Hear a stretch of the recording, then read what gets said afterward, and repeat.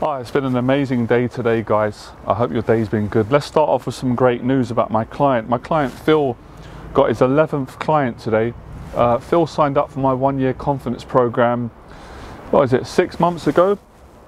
Maybe longer than that. And he's had 11 paid clients. When I first met Phil emailed me. I think it was around COVID time. I wasn't working, I wasn't teaching. So I made a note of the email and I got back to him later on when I started my business again, and I got over my mental health issues and got myself back to winning ways again. And I knew by Phil's email that he was really committed. And I wish I could say the same for every client I've ever worked with or every person that writes to me, but it's just not the truth. Most people are not committed. They're committed to a certain point. They might be committed to do a couple of sessions or to go to a few events or to face their social anxiety and fears, but at a certain point they stop. And I'm not judging because I know how hard this journey is. It's extremely challenging, but it is the truth. And I could tell that Phil was committed by his writing, by the tone of his writing. I've been coaching for 11 years. And when you've been coaching for so long, and it's your God-given passion, and you love it and you live and breathe it, despite it being challenging, you can tell when people are committed. You can tell. Because I know how I was when I weren't committed, and I know how I changed and became committed and successful. And I've been around successful people. My friends are successful. I've had mentors. I've been here, there, and everywhere. Wore the t-shirt, so to speak. So I know a lot about character, and I can tell when someone's really determined and they want to succeed. So I did a Zoom call with Phil to have a discussion with him, and we started working together. We actually worked together on the 6 weeks program to help him to get over his social anxiety, get more confident at work, at university at the time, and to help him to get improve his relationship life, get on a date and find a girlfriend again, because there were anxieties and limiting beliefs around those areas, and obviously, yeah, right? So I started working with Phil, and it became very apparent that I was right. You know, he's really dedicated, very committed, always on time, very honest person, got a good heart, the kind of people that I like working with. He made a lot of progress. Now, when he finished the 6 weeks program, I didn't know that we were going to work together, neither did he long term. Sometimes the best relationships in business and life happen that way, when there's not a planned agenda. It just happens naturally because it just works, right? That's just how things work, and that's another lesson for another video. So after the 6 weeks, it came about in conversation because Phil travels down outside London from Birmingham and Manchester. So I thought that was it. He made a lot of progress. I enjoyed working with him, and we were both happy to go separate ways and wish him the best on his journey. But we had a discussion, and Phil decided to do another 6 weeks, and then we've done a few more 6 weeks, and then we decided to go for the 1-year program. Now, I've got to say thanks to a friend of mine, Tom, and a client of mine, Aaron. They created the 1-year program, because I never ran a 1-year program before. If I'm being honest, I didn't like the idea of working with someone for 1 year. It's like a whole year of my life having to invest, and I like to have time to do other things. But after sitting down with my friend Tom, giving me some advice, he's a successful coach, and my client Aaron did my 6 weeks program. I really got on with Aaron. He's a great guy, supports me and I support him. Aaron said he potentially would be interested in doing a 1-year program. So I went away, I thought about it, I prayed on it, and I decided, you know what, Phil would be the perfect client because I get on well with him. He's made a lot of progress. He trusts me. There's trust there, which is important in any relationship, especially business, and it just feels good. So I contacted Phil and I said, look, you know, he told me what his vision was. He wanted to be successful in all areas, not just one area, and he wanted to be successful in business. What I admired about him, he was a university student studying to be a doctor, and he was close to majoring and obviously passing his degree, and he's become a doctor now. But he didn't want to do that as a profession.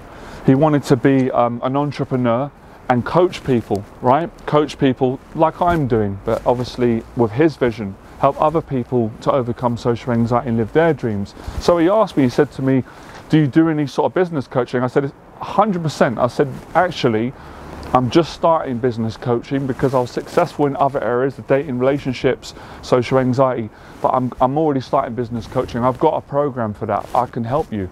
So he said, yeah, I'd love to do it, you know, price, time. So he agreed the 1 year would be perfect because The great thing about 1 year is it takes the pressure off of having to achieve your goals in a weekend or 6 weeks, which is not plausible in most cases when you want to create like greatness. So I said, yeah, and I made him a promise. I said, if you commit, Phil, if you continue with the way you've been committed on a 6 weeks program with your social anxiety, going to the gym, he did events, he did public speaking, 100%, if you put the work in, I will have you a full-time coaching business that pays you full-time, and you'll be changing people's lives in 1 year. And he said, great, I trust you, let's do it. Now, we're 6 months in and we've achieved the goal. He's already got a full-time coaching business, that he's got a full-time living doing what he loves. And he's got his degree as a doctor, so that's there as well, that's amazing. And he just messaged me today saying he just got another client. He's got a £500 program, it's an amazing program. It's a social anxiety program for men and women that have got social anxiety. Phil takes them to different events and helps them to break the ice and speak to people and get more confident and comfortable. It's amazing. Now, the moral of the story is, for anyone listening, if you're not committed, you're not going to be successful, especially with social anxiety.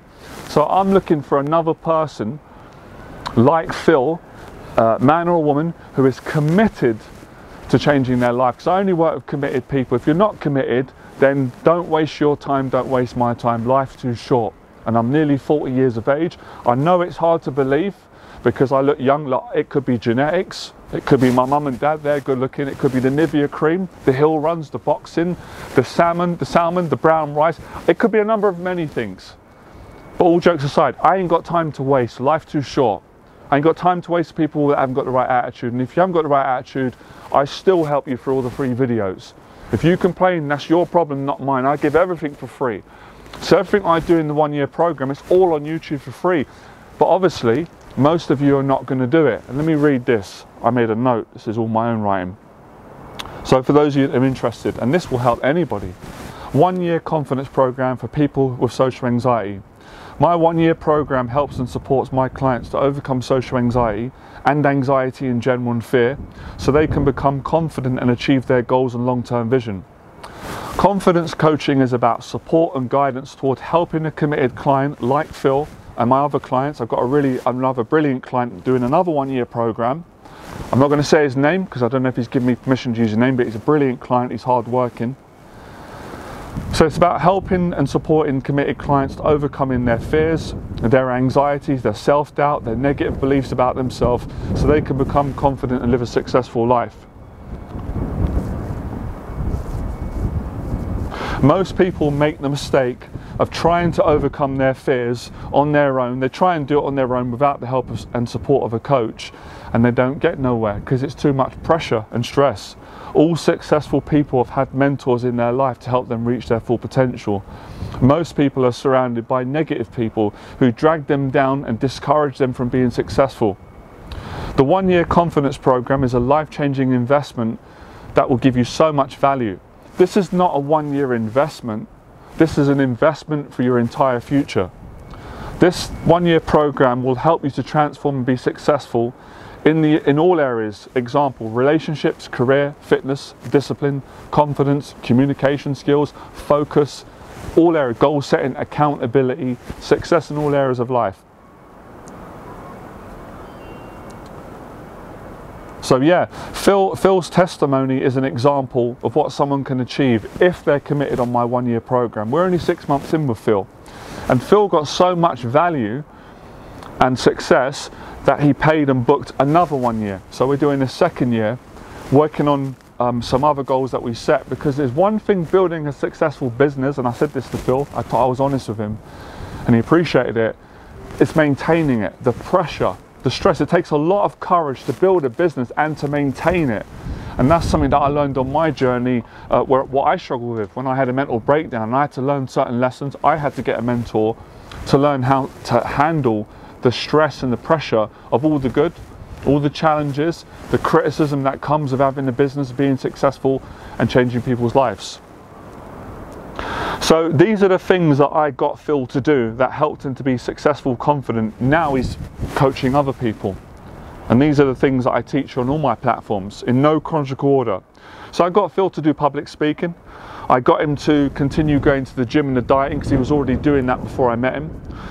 I got him to socialize at meetup events. I encouraged him to spend more quality time with his family and friends. I encouraged him and helped him to go on dates and improve his relationships with women, to build honest and meaningful relationships with women, which he did. I encouraged him, helped him to start his own coaching business, where he could start coaching his own clients and making an impact and getting paid to do what he loves. I also encouraged him to focus on overcoming other fears in his life. We've all got other fears. And I worked on getting him to practice honest communication with me when we sat down in the sessions with other people, with everybody. I encouraged him to travel to new places, and he did that. He went to other countries. He traveled from Birmingham, Manchester to overcome fears. Also, we worked on the sessions with Phil with learning to manage stress and anxiety on a day-to-day basis. There's certain tools and disciplines that I help Phil to practice, that I help with my clients. We also worked on overcoming limiting beliefs, negative inner conversations, etc. My other client who's doing my 1-year program, who's making so much progress, I'm encouraging him to work on his existing business he's got, helping him to overcome his anxieties with talking to people by being honest, practicing listening skills, attending meetups, setting goals, being accountable to those goals, and overcoming past emotional blocks. So if any of you are committed to overcoming your social anxiety and transforming your life, and you are really keen to do my 1-year program and make the sort of success and transformation that Phil's made and my other clients, you can do that by sending me an email in the box below, and we will schedule a Zoom call or a phone conversation to see if you're right for my 1-year program. You have to have the right attitude. If you don't have the right attitude, and I know that you're not right, then I'm not going to accept you on the program. I'm always respectful about that. You can watch my free videos, and obviously I've got to be the right coach for you, but we'll figure that out with the 1-hour call. So if you're asking now, the program costs 10k. It's not negotiable. I don't do discounts because I'm not going to discount my enthusiasm on the value that I'm going to be giving you when I coach you. And the program will be going up next year to 20k. So it's 10k for the remainder of the rest of this year. So that's the price. That's what it is. There's no discounts and no negotiating. That is the fee. So if you're interested, guys and girls, send me an email. I'll get back to you. I'd love to help you. So for those of you that want to improve, and you may not be ready yet for the program, which is completely fine, I'll still help you as I always do, you've got to be committed. And if you're asking, how can I be committed? I can't give you commitment. Les Brown couldn't give me commitment, but Les Brown helped me to find commitment in myself by telling me the truth and telling me my story. So I'm going to tell you my story again. I've got 2 stories. The first story was, for the first 15 years of my life growing up, I was absolutely paralyzed with social anxiety and fear and horrible inner voices. I suffered with paranoia. I was coaching one of my clients who had the same anxiety I did, helping him through it. I couldn't go out in public. I felt ashamed. I felt ashamed everywhere. If I'm being honest, I found it hard to be around my family at times who I absolutely loved. They loved me, because I was so embarrassed. I was so awkward. I started stuttering, panicking, couldn't make eye contact. I couldn't live. In my early 20s, I started having panic attacks every day. I was suicidal, frightened of living, frightened of dying, frightened of changing, frightened of money, frightened of love, intimacy, people, the gym. I was literally living in hell, in a mental prison. So it was getting to rock bottom in my early 20s when I lived in Fulham Broadway. I literally was praying to God. I begged God to help me. Please, God, help me. Don't leave me like this. I just don't want to live like this anymore. I can't live. I'm frightened all the time. This is no way to live. I'm scared to go to the shop and buy milk. I just can't come out of the house without panicking. And I'm frightened when I'm in the house. I'm afraid to go to the toilet. I'm frightened of phone calls. I'm afraid of letters. I'm frightened of everything. Can't live like this no more. So after praying my heart out to God, I discovered Les Brown's videos on YouTube, and I heard his story, and I started crying in the first minute.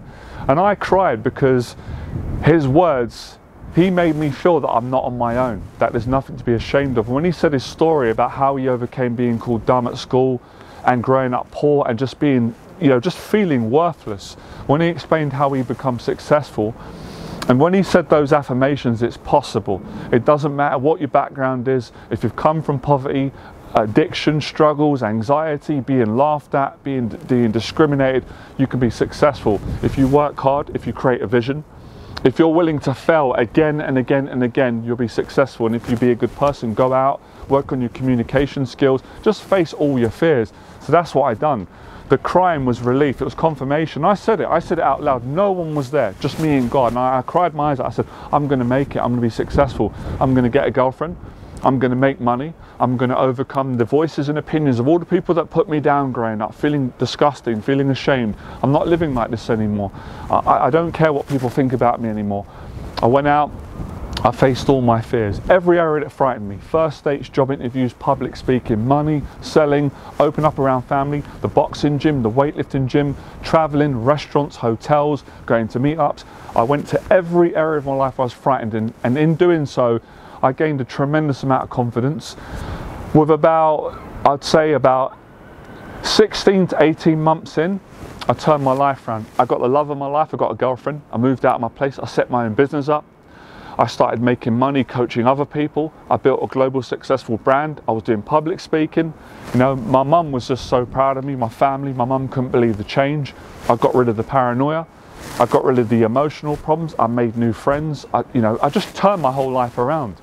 And, you know, from doing that, it made me realize that when I look back, it's the guts to be honest about what you're struggling with. I have to be honest. And eventually I wanted to tell the whole world what I used to. I can't even believe I'm at this stage when I think about it. Where I used to be, where I am now, where I don't care about what people think about me. I care about doing what I love, helping people, and continuously growing and facing my fears and enjoying every single day of my life and being grateful for being alive and being the person that I am.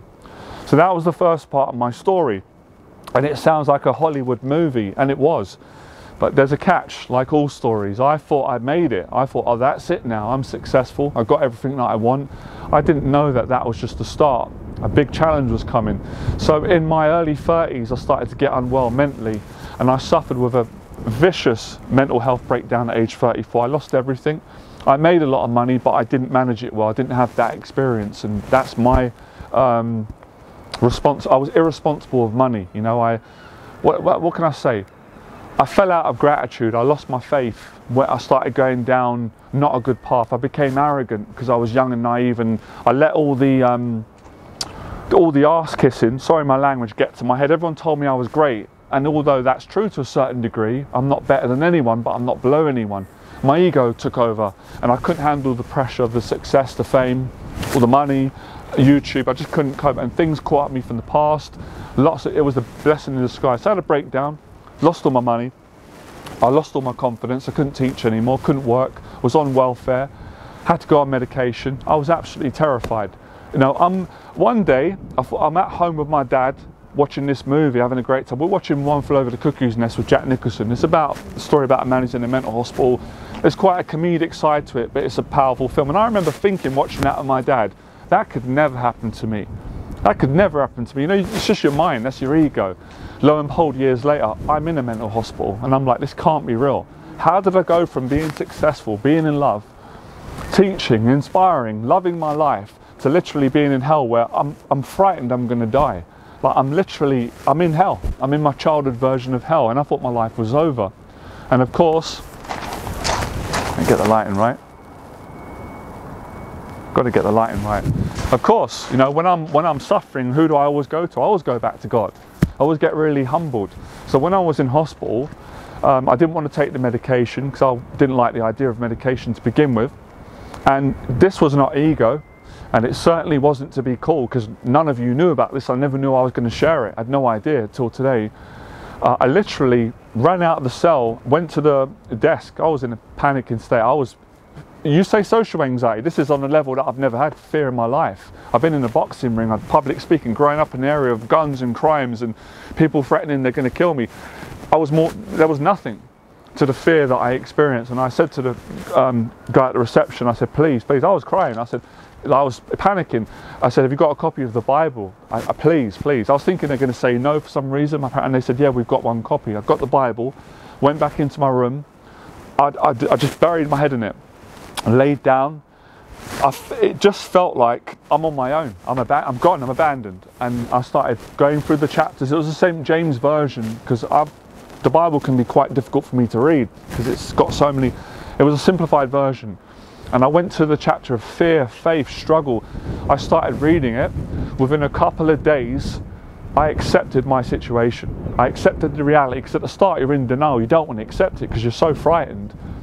I'm in a mental hospital, I've lost everything, but I haven't lost everything. I'm alive, my family love me, a couple of friends still looking out for me love me, God still loves me.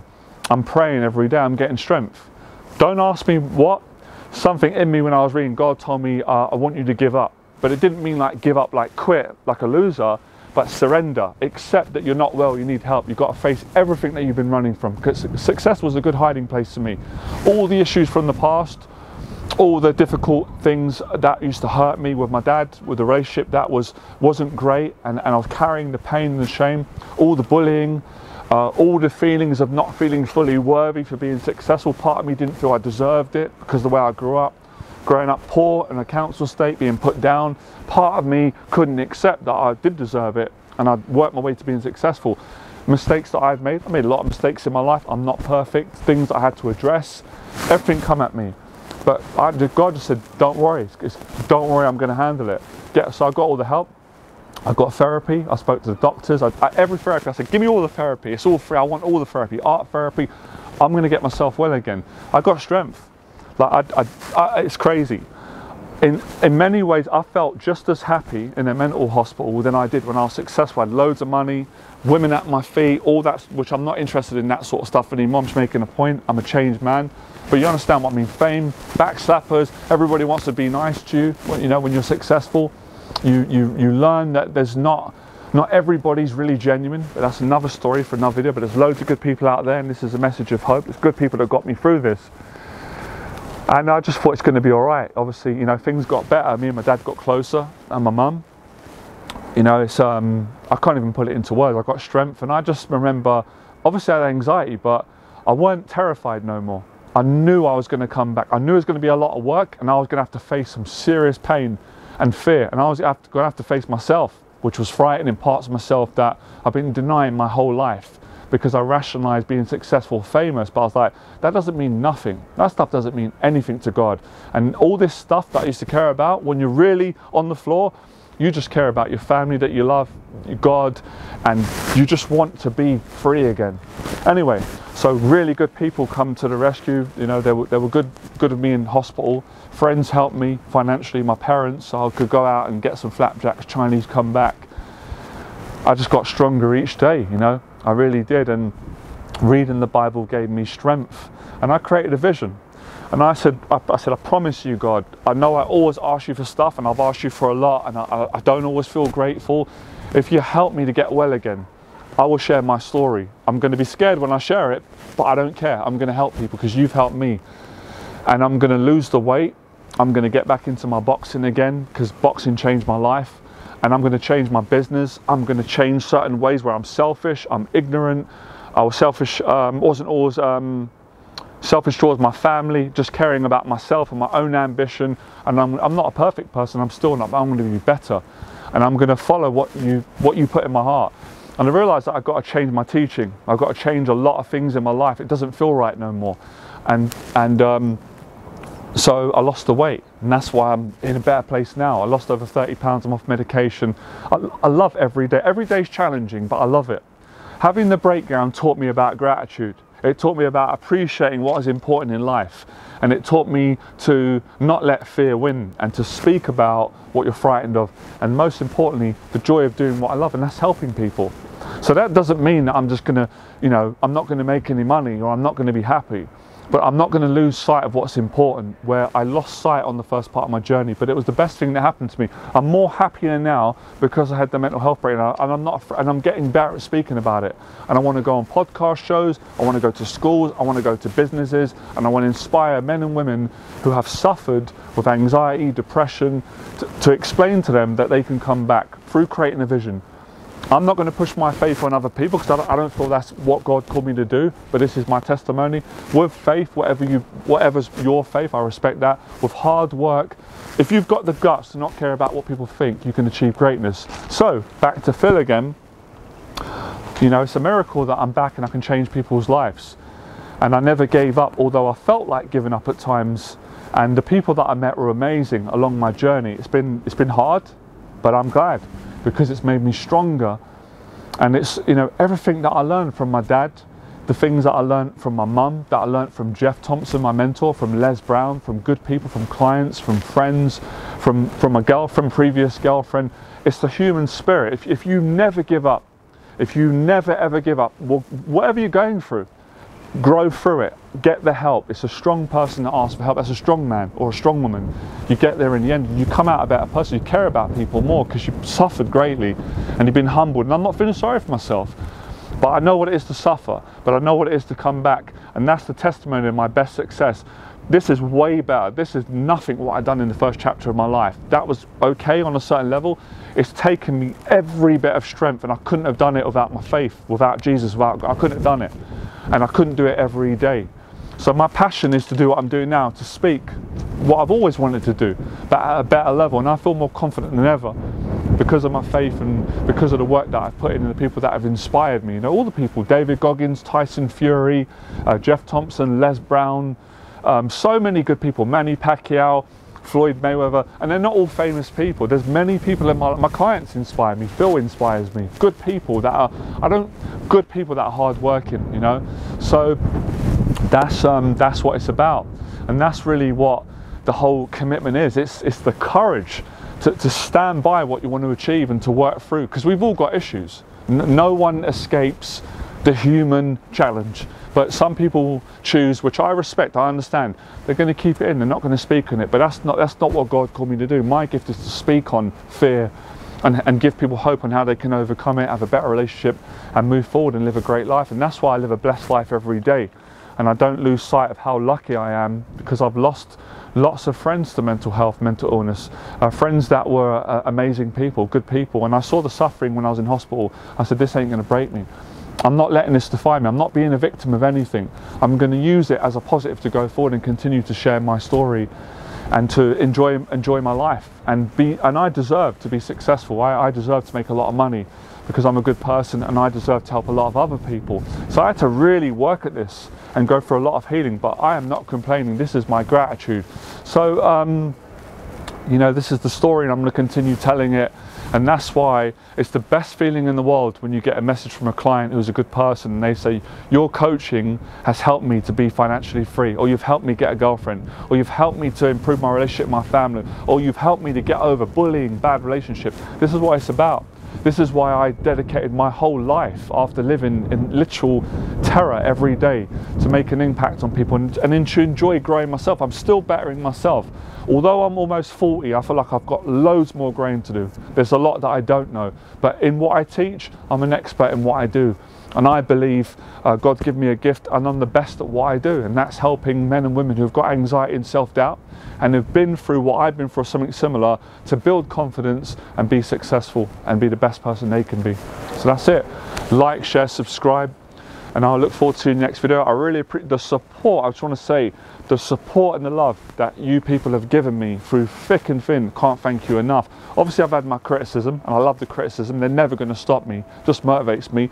But this is how I handle. So yeah, the way that I handle critics, it's taken me quite a long time to get to this point. It's an ongoing process. I don't hate them and I don't argue with them. I actually pray. My faith helps me, and I do have compassion. I understand, even though I don't agree with it. But someone that has such hate towards someone they don't know or successful, I know they're in a bad place, because someone who's in a good place wouldn't do it. And of course, there was a time in my life where I was critical. I'd never go online and hate people. I wouldn't do that. I didn't have the heart to do it. But I was critical when I was younger, so I can only pray for them. So them hating me and criticising me, I don't allow it to affect me. I don't know them.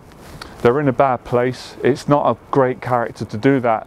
And you know, I have to be honest, it's the critics that got me here. Because I got bullied growing up, and bullies were critics. I got bullied in person, which is far more scary than online when you don't see people. So I'm not going to sit here and complain about criticism. I'm going to be thankful and say, thank God, it's toughened me up. They've got me over my fears. And I just pray from, and although this is hard and it's an ongoing thing, I pray and I'm working on being a better man. I love them. I'm trying to love them, which isn't an easy thing to do when someone hates you. But I will not allow myself to hate anybody, live in hate. It's a horrible place. I've visited that place a few times and it's not nice. And I understand it's challenging for people, life's difficult. And it's not always easy when you're struggling, you see someone else successful. But they have to understand they don't know what I've been through. And they could be successful. But yeah, I don't agree with it. So that's how I deal with it. That's my story. And I'll see you in the next video. I appreciate it. Bye.